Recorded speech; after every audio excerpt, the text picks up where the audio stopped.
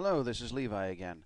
This is my second video, and the subject matter was actually given to me by a comment on my last video. The comment was by Gentile24, and this is what he says. Okay, let's say, for example, that it is, and this is talking about John 1:1, and the Word was God. It still contradicts Jesus being God. Well, not really. Now, we can all agree that Jesus never contradicted himself, right? Yes, I can agree with that. So with that being the case, let's examine. Now you say the Word, being Jesus and God, are the exact same person, right? Sort of. First off, I do not think Jesus and God are the same exact person because both of them are not a person. They are a being, a spirit creature, and he doesn't follow the same rules that we do. Both you and I agree that 1, he parted the Red Sea. 2, he caused the 10 plagues. 3, caused the floods. Jesus, in your opinion, using Jehovah's power, resurrected the dead. So, if we're going to believe all of that, not to mention if we're going to believe that God existed before time, before anything, and he basically commanded things into existence, then believing that God can take a piece of himself and send it down to earth is not a far-fetched idea. Let's move on. But if that's the case, then why does John 1:14 say, "So the Word, who was supposed to be God, became flesh and resided among us"? So God actually came to earth to dwell among flesh. Well, yeah, that's basically what it says. But in John 1:18, this same God says no man has seen God, whom Jesus is supposed to be, at any time. Now, if no man has seen God at any time, that also means in any shape or form, because you have never seen me. So how could this God become flesh and obviously be seen on earth by man as Jesus? But then, in verse 18, he clearly says, no man has seen God at any time. Let's look at the New World Translation of John 18. John 1:18 says, no man has seen God at any time.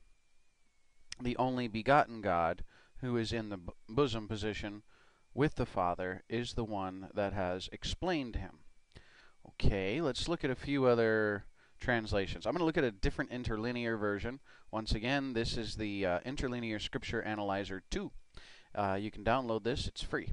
No man hath seen God at any time. The only begotten Son, which is in the bosom of the Father, he hath declared him. So this doesn't say only begotten God. This says only begotten Son. That's strange. Let's look at a few others. Let's look at a bunch of others. We have the New International Version from 1984 says, But God, the one and only, who is at the Father's side, has made him known. 2007, the Living Translation, but the unique one, who is himself God, is near to the Father's heart. He has revealed God to us. Now we have the English Standard Version, who says the only God, who is at the Father's side. All of these say God. Oh, we got one here. King James, Cambridge Edition, says only begotten Son. We have unique God, only begotten God, and some down here. King James 2000, we got begotten Son. American King James versions, begotten Son. American Standard, so a bunch of these say Son. So we have different wording so far. That's our list thus far about this scripture, John 1:18.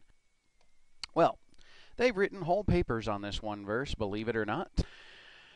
Of the thousands of early Greek New Testament manuscripts, especially of this book, there are 4 textual variants of this phrase. In other words, when you read these thousands of papers, you're going to get 4 different sentences for this verse. One of them, the only one, ho monogenes, and I'm mispronouncing these, but I'm going to try to do it anyway.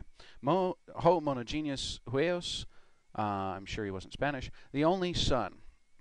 Monogenes theos, the only God. Ho monogenes theos, the only God. So we have those 4 variants. Now our first problem is, which one is right? Well, the first thought would be the one that's closest to the original text would probably be right. Majority of modern scholars, but not all of them, say that the external evidence, which is the evidence what would be closest to the original text, favors monogeneous theos. That would be only God. And that is what the New World Translation uses, only God. So the internal evidence also points that monogeneous theos is the correct rendering of that sentence and closest to the original. Now the difficulty is translating monogeneous. There's two significant difficulties a translator has to resolve when rendering monogeneous. What does the word mean, and does it function as an adjective or a noun? The first difficulty is complicated by a long tradition of translating it as only begotten. The King James Bible rendered it as only begotten. However, the reason why he rendered it as that is because Jerome's Latin Vulgate translated it, when it wasn't referring to Christ, as only, but it rendered it as, when it was referring to Christ, as only begotten. The unfortunate thing, even though it was a well-intentioned theological rendering of monogeneous, influenced the King James translators. They, in turn, most English Bibles produced since then. So in the last century, however, scholars and translators have recognized that monogeneous is not related to the verb geneo, begotten, but to geniami, to be. Thus, the Old Latin and Jerome, in verses not referring to Jesus Christ, is correct to render monogeneous as unicus, which is only. Literally, one of a kind. Which he was intending to make it only one from the Father, but unfortunately a few translations later that all got lost, and it's a poor translation of the word only begotten. It should have been translated as only, like the rest of them, meaning unique or one and only. So we've determined that this word should equal only. Or you could say one and only. Now, the second difficulty is whether this word in this particular sentence functions as an adjective or a noun. Well, let's look at John 3:16. John 3:16 says, "Thus for God loved the world so much that he gave his only begotten Son, in order that everyone exercising faith in him might not be destroyed but have everlasting life." This only begotten, or as it probably should be properly translated, God gave his only Son, this is an adjective. It is describing the noun Son. What Son was it? He was the only Son. So this is used as an adjective here. But let's look back at John 1:14, and so the Word became flesh and resided among us, and we had a view of his glory, a glory such as belongs to an only begotten Son. Well, first of all, Son is actually not in here in this verse. An only one from the Father is what it should state, or one and only from the Father. Son you could put in there, because Son it fits with the rest of John, but it's not in the Greek text. But that's besides the point. This is being used as a noun, because there is no Son. We're not using it as an adjective to describe Son. It is the one and only, as one and only. So it's being used as a noun here. So now we have to figure out whether this is being used as a noun or an adjective, because it's obvious you can use this word as both noun and adjective in the book of John. So let's see if there's similarities. Well, it turns out, let's go back to John 3:16. This is called an article. You put them in front of things when you want the noun to be distinctive. Now, every time John uses only begotten or only one as an adjective, he has the article in front of Son, in front of the noun. As a matter of fact, according to this article, he uses it pretty much all of the time when it is adjectival. So let's look back at when he used it as a noun. Is there a difference? Well, in 1:14, there's no article. As is not an article. He's using it as a noun, and there is no article. As a matter of fact, the only time he didn't put an article was when he was using this word as a noun. So over here, we can assume that this, once again, would be being used as a noun. It can't be an adjective describing this, and this can't be an adjective describing this. Both of these are nouns, and you can't really deny that, which means that they both should be put together. So what does all of this mean?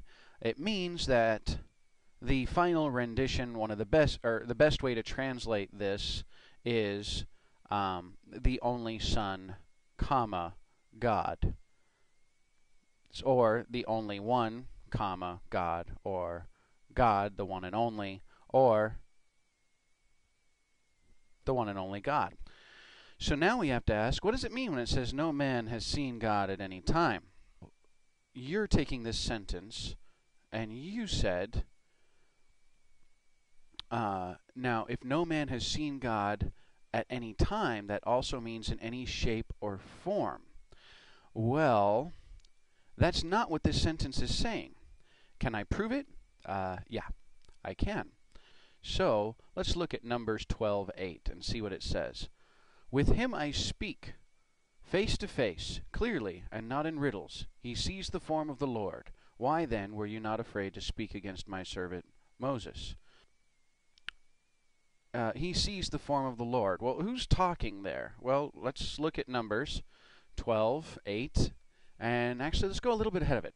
And the Lord came down in the pillar of cloud, and stood in the door of the tabernacle, and called Aaron and Miriam, and they both came forth. And he said, Hear my words. If there be a prophet among you, I, the Lord, will make myself known unto him in a vision, and will speak unto him in a dream.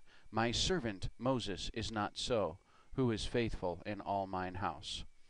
With him I speak mouth to mouth, even apparently, and not in the dark speeches. And the similitude of the Lord shall he behold. Wherefore then were ye not afraid to speak against my servant Moses? Now let's look here just to clarify who is speaking at this point. Let's look at this word here in the Old Testament. You see that word? This is Yahweh. This is the tetragrammation as Jehovah.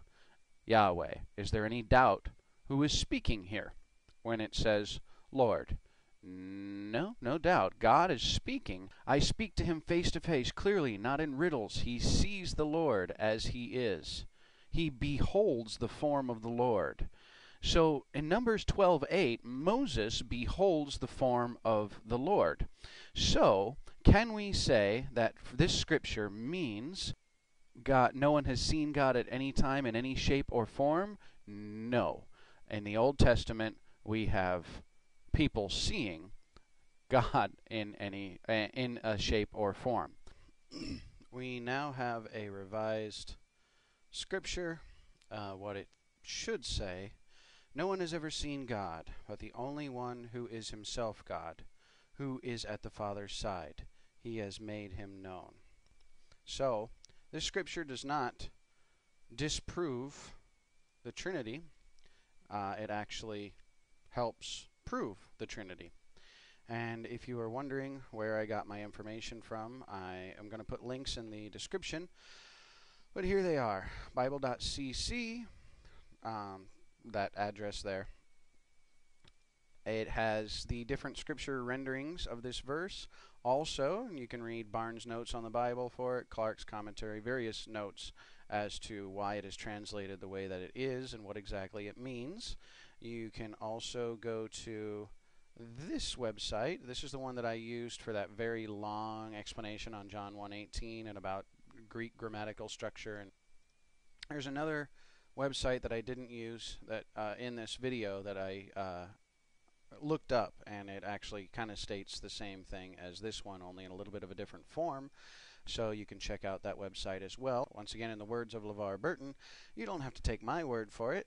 You can look up the information for yourself. And I do appreciate Gentile24, your comment or your challenge or your question, whatever you would like to call it. And I encourage anybody else with any other questions to ask. But once again, if you're still listening, thank you very much, and more videos to come.